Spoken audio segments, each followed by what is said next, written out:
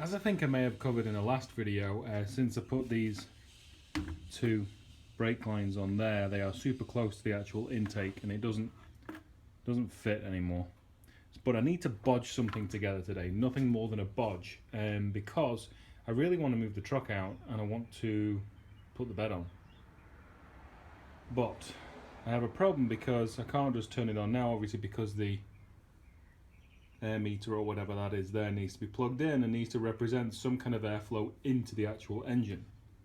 I can't just plug it in and turn it on because that'll read that there's no air going in, and there is air going in, so it causes all sorts of problems. So I don't know, I need to hack this up some way so it'll work somehow. So let the hacking begin. There we go. One suitably hacked and bodged and duct taped intake that fits like a glove. Perfect. It's a little restriction, but I just want to get it out of the garage, so hopefully it'll be fine. Now I've just basically got to tie a few things up and I've got to see if I can get a brake pedal, because I bled some stuff. There. I bled some stuff and I bled some fluid through for a period of time. I've not got any kind of pedal so far, so we'll see. Okay, it's time to fire her. So we have the dodgy intake, so it's all chopped out. All grounds and non-interesting stuff like that are mounted. Fuel pump, driver and fuel pump cut-off solenoid are mounted. Brought them in through that hole. I have a brake pedal. It only catches the brakes right at the bottom, so I don't know what the deal is with that, but I have some kind of brakes and I'm not going to move it that far if it starts. And then ran the fuel pump wiring all the way back, filled the diff with oil, which is probably going to leak out within the next 20 minutes. And now, as the dude says in the MMA, it's time! Okay, give me a second. Okay, it is now 2 days later.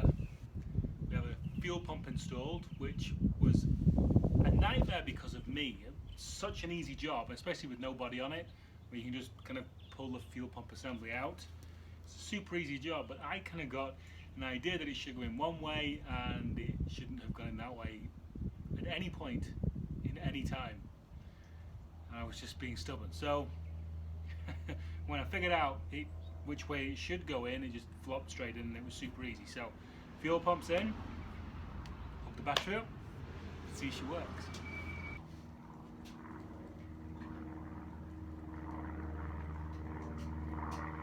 We have lights on the dash. Can't hear a few.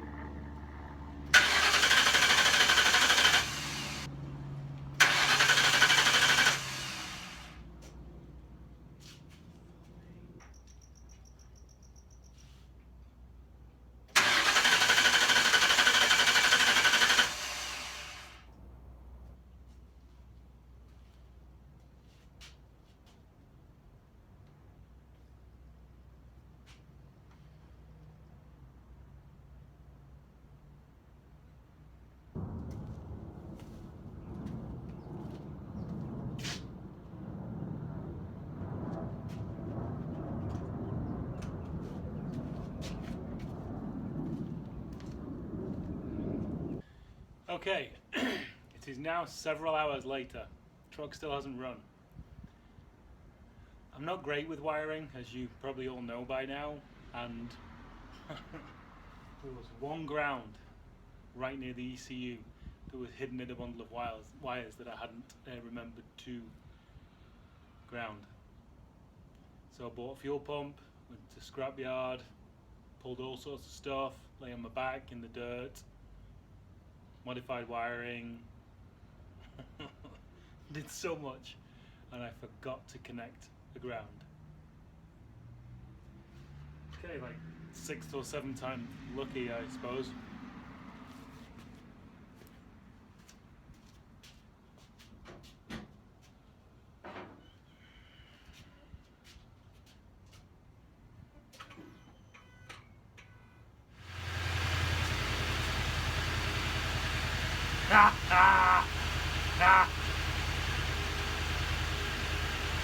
Oh my god.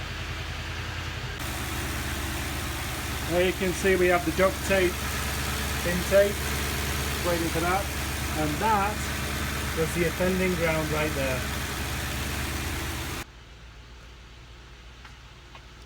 Forgot to tighten the steering wheel up. I'll start this again.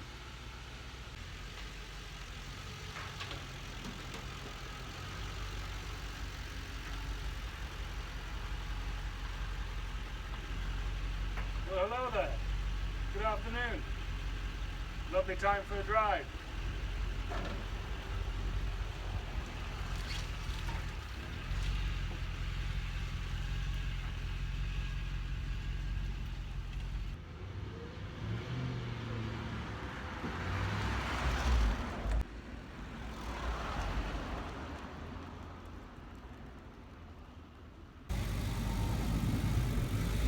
Here she is.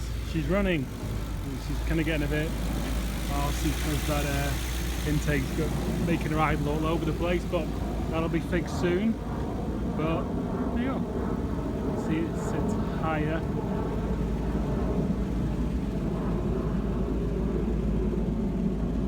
We've got some work to do at the back end.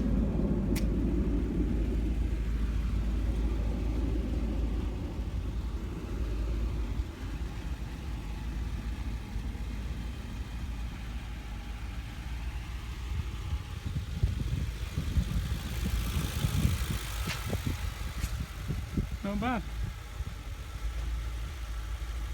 You can see it's higher than the other one. You can definitely see the difference in the height here. Let me go across the street. We get far enough. Yeah, definite height difference. Yeah, I like it. It's more truck-like than Agent Orange-like. More conventional, I'd say, definitely. Looking for the wheels in the front wheel wells as well. Actually very similar. If you look, very similar distance wise, I would say. Game on. Game on. What day is it? Bed day! Happy days. Okay, so what are we going to do first? Truck's in there, chopped a bit more off the back end to get the bed to fit. I'm not going to be doing a wood bed in this one. We're going to be retaining as much of the metal bed as we actually can. So we're going to have to chop out a centre section for where the hump of the gas tank and the Crown Vic rear suspension is going to go. A lot of cleaning, hopefully back the truck in here, lift this up the engine hoist and drop it down. Let's get on.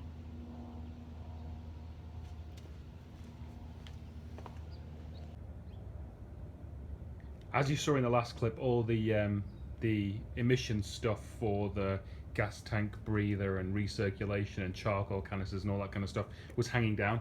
Chopped that off.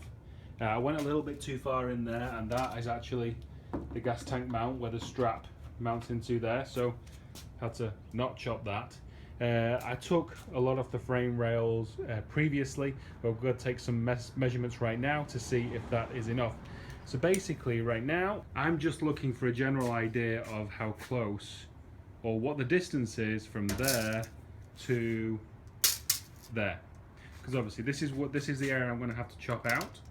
So I want to know how far it is from there to there and from there to there. I'm also going to measure from the center of the wheel in the wheel well back, and then that will give me an idea of where we are with that. That is slightly longer than the measurement that I took off the orange truck, so we should be ballpark in the right place with that, and we'll put a cross member in. I may go to scrapyard and actually get a tow hitch and put a tow hitch in there. It seems like kind of the right thing to do. So yeah, so right now I'm going to take some measurements from there to there and start chopping the bed. So let's go over here. So we've got the bed, which has been outside for way too long under a sodding tree, which has dropped all its leaves in there, and my welding is now all nice and rusty. So yeah, so this is the general area that the hump's gonna come through in. So that's the general area we're going to be chopping. So I'm going to chop it, get rid of all the leaves, then I've got a big abrasive wheel. I think I'm just going to tack the whole base with an abrasive wheel, because all this stuff, it isn't rust, it's actually paint. So obviously at one point this was a painter's vehicle, and he's just spilled paint everywhere. So we need to get that down, then I think that the base of this bed's going to get bed lined.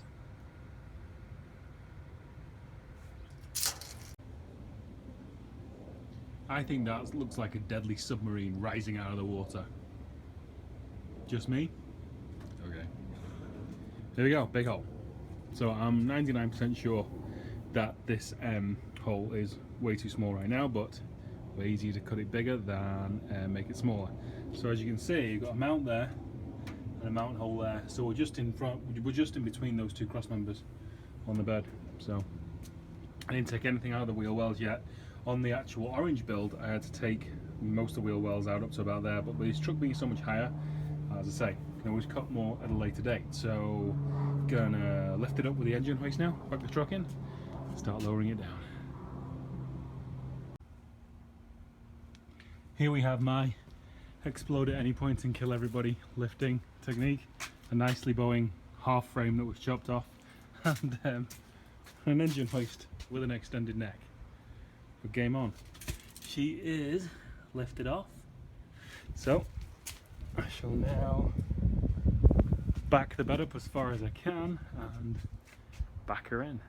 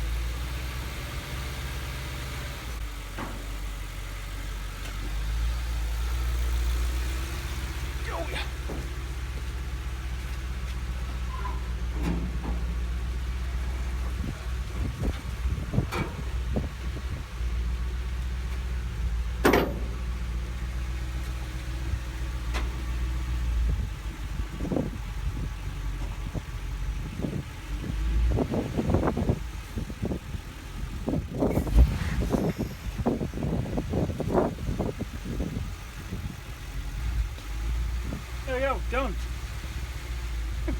Fits it like a glove. Right, here we go. So push the bed really kind of, about where it's going to be. It's going to go probably, right around that point, front to back wise. So the front cut is fine and will be fine as we lower it down. So you can see there we have this kind of like frame rail thing is super close, and you can see on the other side as well it's touching. And also here we're probably going to lose that entire cross member. We go back behind that cross member, so we're going to be cutting around there. I may try and cut it half just to leave some rigidity in the actual back of the bed itself without me having to put another cross member in there. That may work. I'll get underneath and just measure it and see if we can sneak that. So more off the back and more out of the wheel well, and we'll try again. Right now the bed is well and truly wedged, kind of close, and now we're ready for the maiden voyage.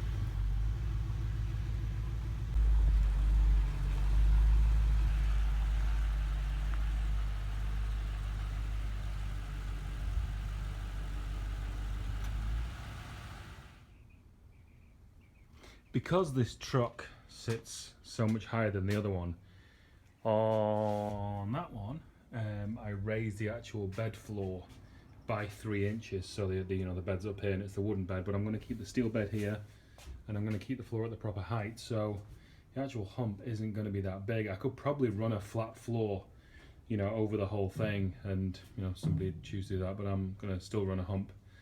So I've got it on axle stands right now just to get the body lines pretty good.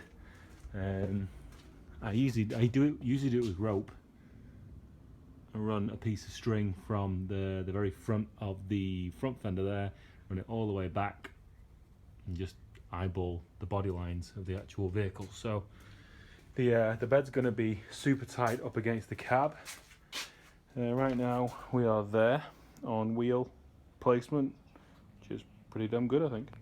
You can see down here there's 2 bolts that are too long right there, which are holding on the fuel pump driver solenoid there, so I'm going to swap those down and I can get the bed closer up, eye it, and then I'll go underneath and show you how I'm going to do the mounts when I figure it out. Sorry it's a little bit dark, but one thing our new little side window door thing is great for is, when you don't have a ramp, it's great for doing the front mounts on the bed. So there you can see, let me see if I can lift the light up. It's getting dark. Oh look, we have another plane. Great. There we go, there you can see. So that's the normal front mount cross member that the truck was mounted on, so the bed was mounted onto a truck frame. So basically I've used 3x1 box and then 2x2 box, which is going to sit onto these strengthening bars, things that I put on that you saw a couple of episodes ago. So those are the 2 front mounts there. I don't know how thick that wall is, it just goes to the rack. I don't know. I'm still in millimeters, and you don't do 5/16 and 3/8 and 27/32 and 64/78. I'm English, sorry, still a bit metric. And then the intermediate mounts are going to be there, and what I'm going to do, you see the ground off bit, I'm going to run some flat stock horizontally to that threaded bolt there, and then I'm going to triangulate it down further on the actual Vic chassis. So that'll be the 2 front mounts. Since the bed's laid on and it looks like a truck, I think I'm going to call it for episode 8. Definitely the start of the bed episode. First half of this one, and the second half will be a lot more refinement. We've got halfway through doing the front mounts, and then tomorrow we shall start on the rear mounts for the bed, and then she'll be properly in situ, and then we've got to start messing about with the hump itself. So yay, thank you for watching. Don't forget Facebook, Nathan's Garage, Instagram, Nathan's Garage Official, and don't forget to go to eBay and check out the orange truck, which will be hopefully sold within a couple of days. Thanks for watching, see you next time.